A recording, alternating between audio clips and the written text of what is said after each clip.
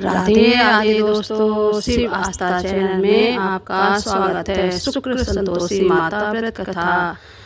शुक्र संतोषी माता व्रत कथा सुनने से सारे संकट दूर होते हैं और भगवान माता की सदैव कृपा बनी रहती है। संतोषी माता की संपूर्ण कथा प्राचीन समय की बात है।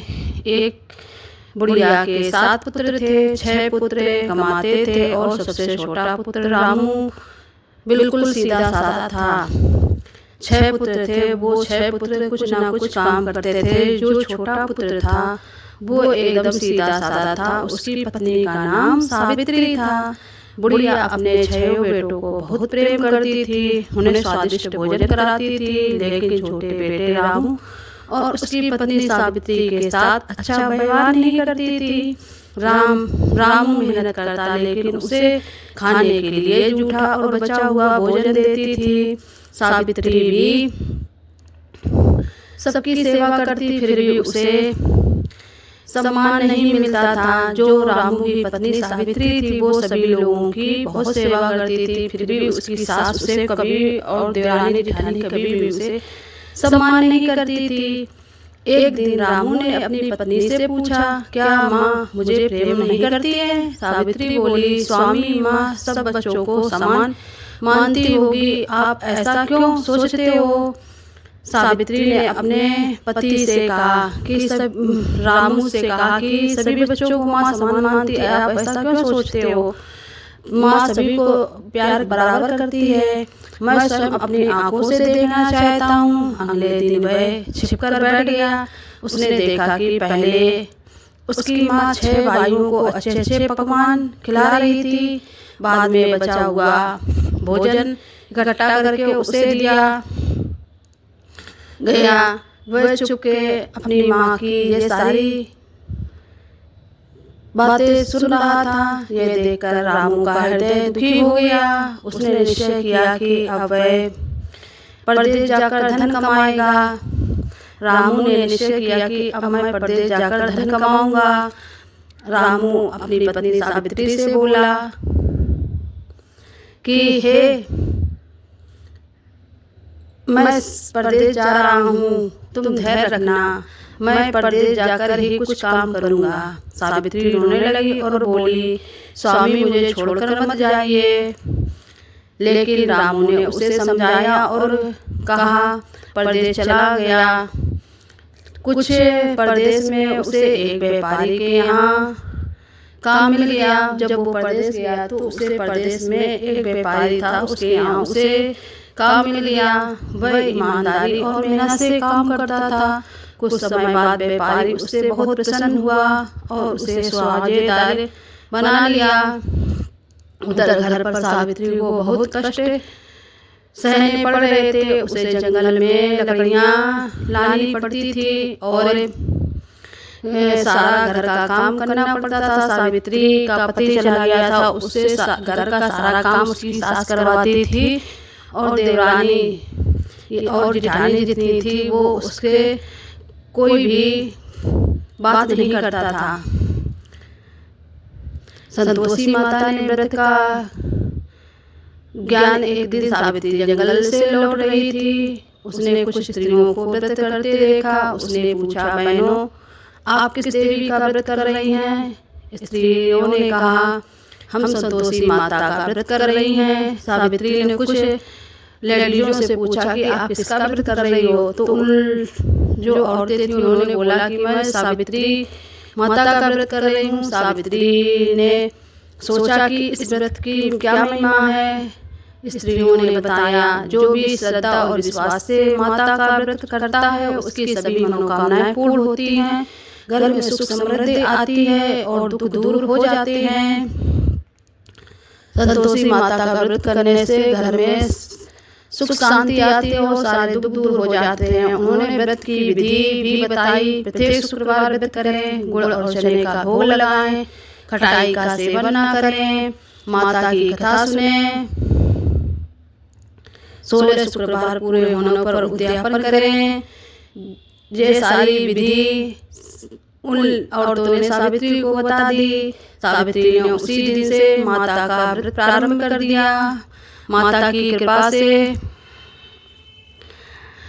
कुछ ही दिनों बाद माता संतोषी की कृपा होने लगी। परदेश में रामू का व्यापार बहुत बढ़ गया। उसे सब धन मिलने लगा, उसे खूब धन मिलने लगा। एक रात संतोषी माता ने रामू को सपने में दर्शन दिए और कहा, तुम्हारी पत्नी बड़े श्रद्धा भाव से मेरा व्रत कर रही है, अब तुम अपने घर लौट जाओ। एक दिन संतोषी माता ने रामू को सपने में कहा कि तुम्हारी पत्नी है जो बहुत श्रद्धा से संतोषी माता का व्रत कर रही है, इसलिए आप घर लौट जाओ। रामू सुबह उठा, घर लौटने की तैयारी करने लगा। उधर सावित्री भी माता से प्रार्थना कर रही थी, हे माता, मेरे स्वामी को सकुशल घर वापस भेज दीजिए। माता ने उसकी पुकार सुन ली। रामू का घर लौटना, रामू बहुत सारा धन लेकर घर पहुंचा। सावित्री अपने पति को देखकर बहुत खुश हुई।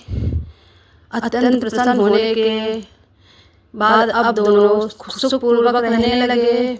लेकिन रामू के बड़े भाइयों की पत्नियों को यह सुख अच्छा नहीं लगा, वे ईर्ष्या करने लगे। उद्यापन में विघ्न। 16 शुक्रवार पूरे होने पर सावित्री ने उद्यापन का निश्चय किया। उसने 8 बालकों को भोजन कराया,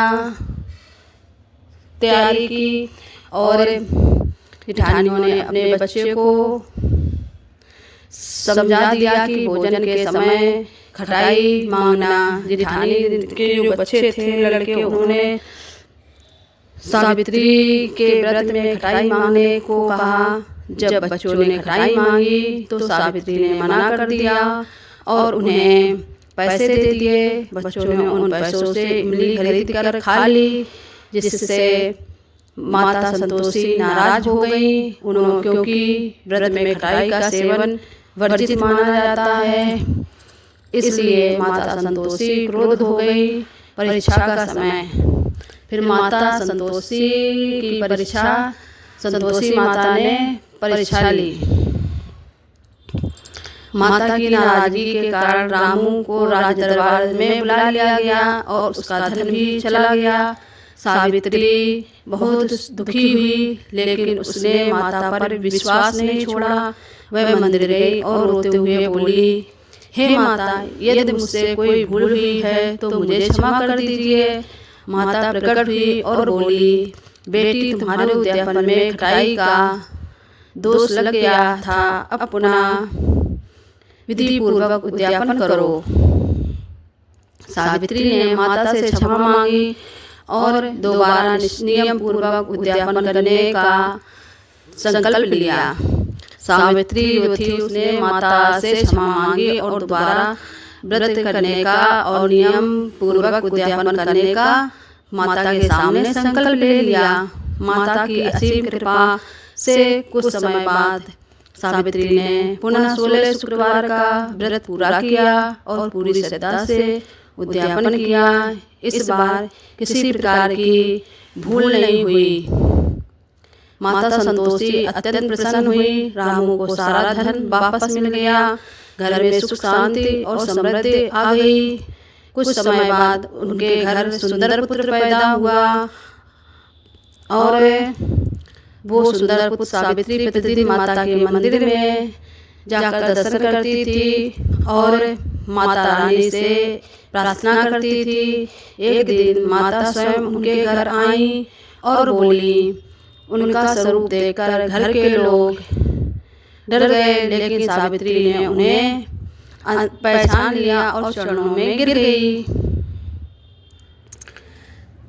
जो सावित्री थी वो संतोषी माता उनके घर पर आई थी। सभी लोग उन्हें देखकर डर गए थे, लेकिन सावित्री ने उन्हें पहचान लिया था।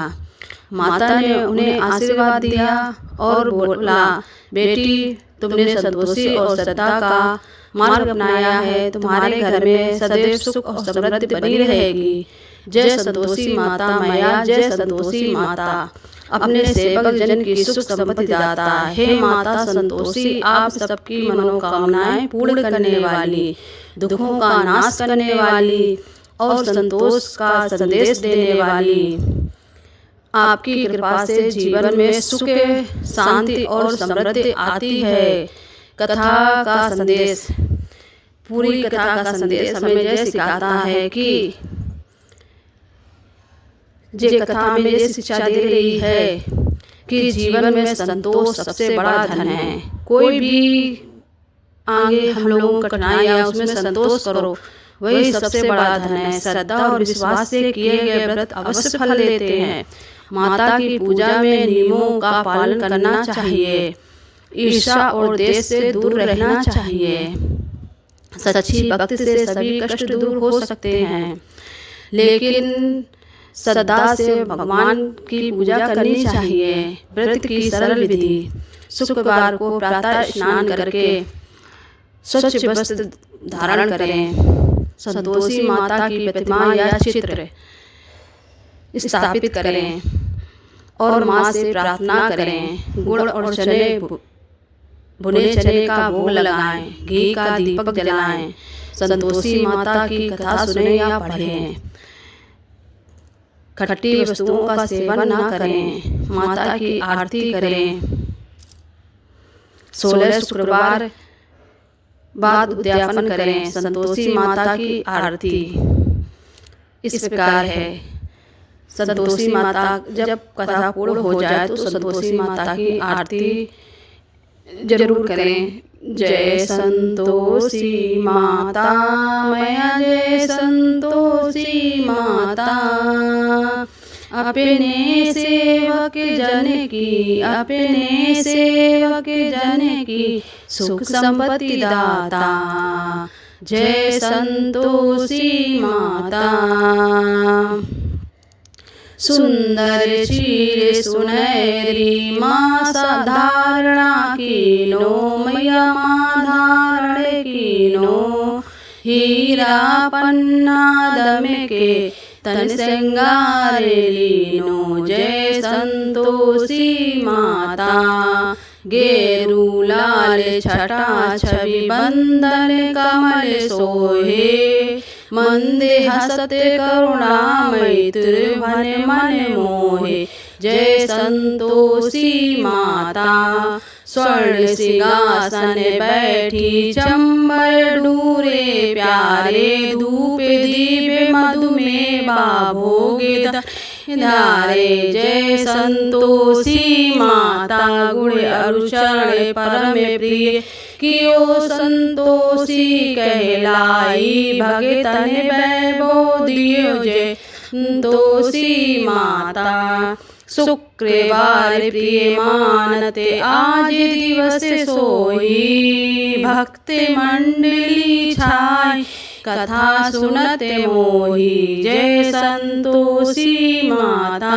मंदिर जगमग ज्योति मंगल ध्वनि छाई। जय विनय करे हमें बालक, विनय करे हमें बालक। चरणन सिर नाई। जय संतोषी माता। भक्ति भाव में पूजा अंगीकृत कीजे माता, अंगीकृत कीजे। जो मन बसे हमारे इच्छा फल दीजे। जय संतोषी माता।